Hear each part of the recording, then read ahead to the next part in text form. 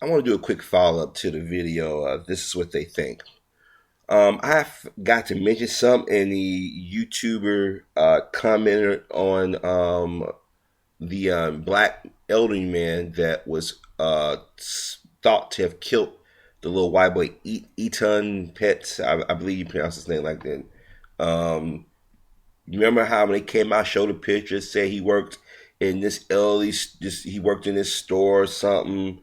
That he was a child, he was a sex offender or something like that, or something. They showed this picture all over the news, whether it be your local news or national news, cable news. They was talking about this black man as if he did the crime. They went up and dug up that basement in the building where the guy worked at because he was accused or he was suspected of doing something, and nothing came out of it.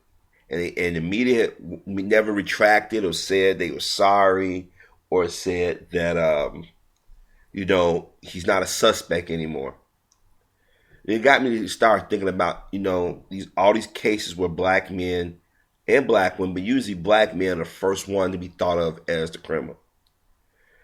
People often ask, why do black people, especially black men, have a love-hate relationship with law enforcement? And it's because of that.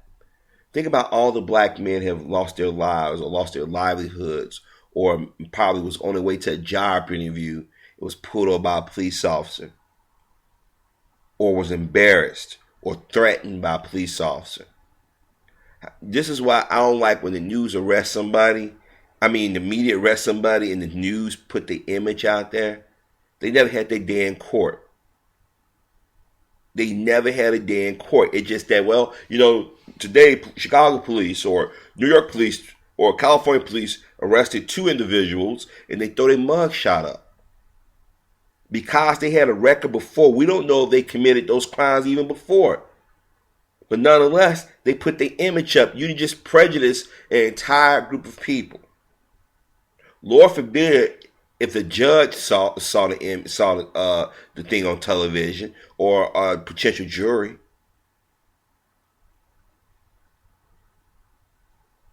This is done all the time. Look what happened to that young brother that just got released. Got his name cleared. What was that, Thursday? He was on the news yesterday, and everybody was like, they were so disgusted. Okay, you was disgusted. Y'all should be roasting that woman over the coals, just like they roasted every other woman they found out that accused somebody of rape. Oh, but I forget. That means you have to take up for the black guy, and you won't do that. When Troy Davis was executed, there were evidence stating that he more than likely didn't commit the crime. But they didn't care. They just wanted to kill a black man.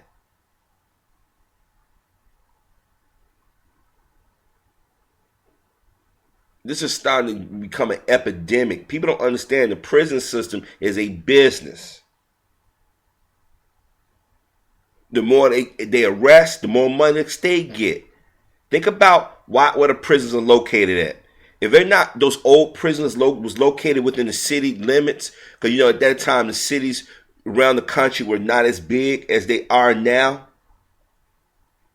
Now most prisons are located in rural areas. Look at this picture. A bunch of white men standing around watching another white man whip a black man.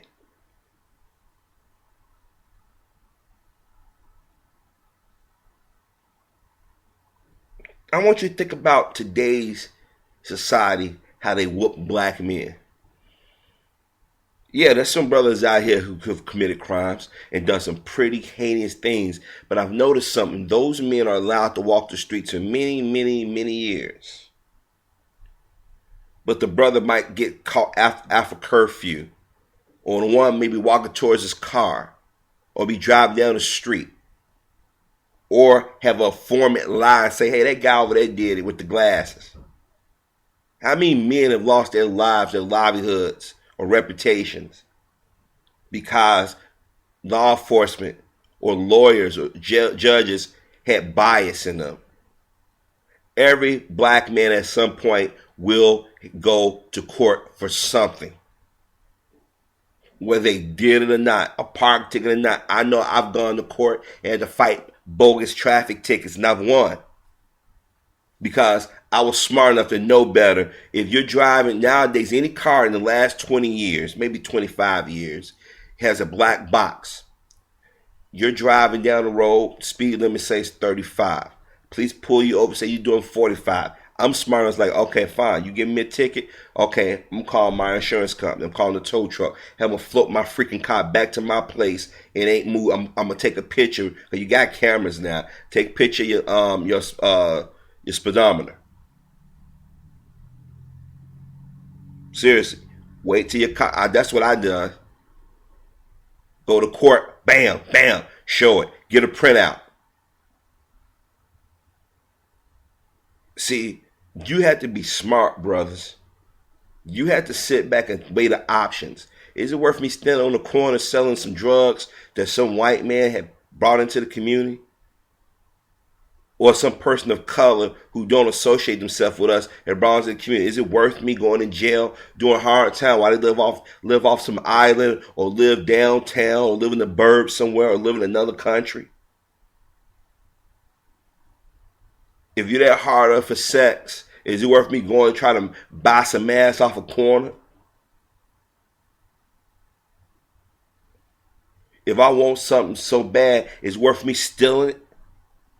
Ask yourself, are these things worth it? Is it worth me standing on the corner, just standing around a store, or walking down the street with my pants hanging off my ass? They look for anything to go after us. Think about what it's like for that brother to be accused of murdering a little 6-year-old white kid 30-something years ago. And his picture plastered all over television. He didn't even have a day in court. This reminds me when what's that girl was kidnapped? The Smith girl. What's a Stewart Smart? Was Elizabeth Smart? When her parents woke up, she was out of her room. The window was open, and they swept him down as their handyman. Now, this is a white dude, but they swept him down because he had a previous criminal record that he must have done it because he worked on a home. He said he didn't do it. They arrested him. Had him and his wife asked him all kinds of questions. Man died in jail. He was falsely accused. To this day, I haven't heard the family or the girl or the media apologize. It don't take nothing but a second for somebody to say you did something, and then the gears start turning. Watch the news. Watch how they take things out of context. We've seen brothers minding their own business. We've seen brothers with white shirts and ties on get pulled over. I'll never forget when it had to be 99. I went to my parents' home, and I had owed my parents some money because I just started working a new job. And I just got paid, and I knew my schedule was going to be busy. So I said, I see him for a week or so. So let me go get him what I was owed. And it had to be about maybe 10:30, 11 o'clock at night. I'm driving down this road. Speed limit says 25 because, you're in a suburban area and it's a forest preserve. All I see is flashing lights coming, and I pull over because you're conditioned. That's what you're taught. You see flashing lights, police always have the right of way. But I noticed something. They pulled over right behind. I'm like, what the hell did I do? Lights are on, seatbelt is on, radio is not loud. White female cop get out. Where you going? Going home. Where you coming from? My parents' place. No, you're not. Your parents live out here. Huh? I said, they're back on such and such street. Well, you was speeding. I said, the speed limit is 25. Well, you was doing 45. That was impossible. Get your driver's license out. Nice and slow. I'm like, okay. But she still pulled a gun out. Gave her my driver's license, she still put the gun in my head. Bitch wanted to kill me. Then another squad car come up and another squad car come up. One was directly in front of my car. The other one was on the side of her squad car. They was fucking with me. They was gonna take. I thought I was gonna die. They was gonna take me at Fort Worth and kill me. But it wasn't for this rookie cop, this one rookie white cop. Said, "Come on, the guy. He has no tickets. There's nothing wrong with his car. Well, now it is. Cracked my windshield. Cracked my rear light." But they realized if they was gonna do something to me, they had to do something to this cop as well. Go on, get your ass out of here, fucking nigger. I never forget that to the day I die. But on my way home, I wanted to call my parents because out here in the burbs, and y'all know police officers communicate with each other. They give each other their heads up. So I called my father, my mother and father hauled ass to where I was at. Police officer, she was following me. I thought I told you to go home. I did no crime. I stopped at a payphone. That's when they had payphones. I never fucking forget that. So when I hear about a black man being accused of a crime, especially when you find he didn't do the crime, it bugs the fuck out of me. This is why I say, brothers and sisters, we got to do damage control within our community. Those men and women out there that coon and buffoon, that want to commit a life of crime, we got to separate ourselves from them. Because all they're doing is giving those who are racist cover to do the things they do. Look how Michael Jackson was accused of being a child molester, a pedophile. No proof, no nothing. There was more proof that he didn't do it than anything, but the media and law enforcement, they had a mad on. That prosecutor had a mad on for Michael Jackson. When Michael was accused, whether he did it or not, his life was never the same. And that second allegation of being a child molester came out, pedophile.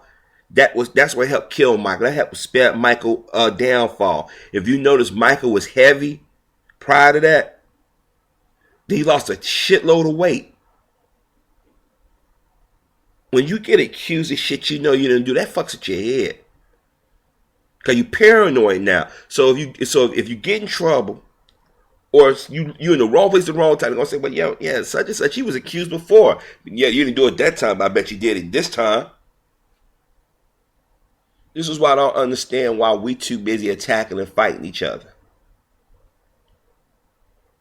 I mean, when you turn on the TV, when they say this person has been accused of a crime, take it with a grain of salt.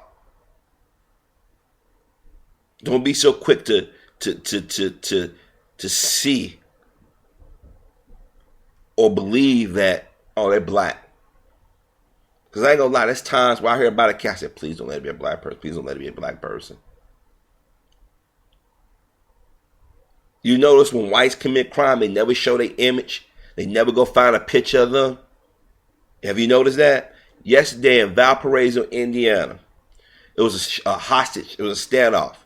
And I forget the guy, I guess he thought somebody owed him money or something. He went in and held some people hostage. I don't even think they released the guy's name. They still haven't showed his picture. But if that was a black person, they would have went back to his kindergarten picture. They would have said he had a previous record. They would have said all kinds of shit. So when I think about that man that they originally thought was the killer of that little boy, I wonder where the media retraction gonna come from. I wonder when the New York police is gonna apologize to him. I spoke about this before about black men or black people in general, but usually black men being accused of crimes they didn't commit. Because everybody want to believe that big black man did it. And you know, it's every time they say something, they describe a black man commits a crime, they're always big and dark skinned. 6'2", 6'3", 245 pounds. I mean, think about it. Think about every case that had a bogus charge that a black man did it, and watch the fucking description. Something to think about, brothers and sisters.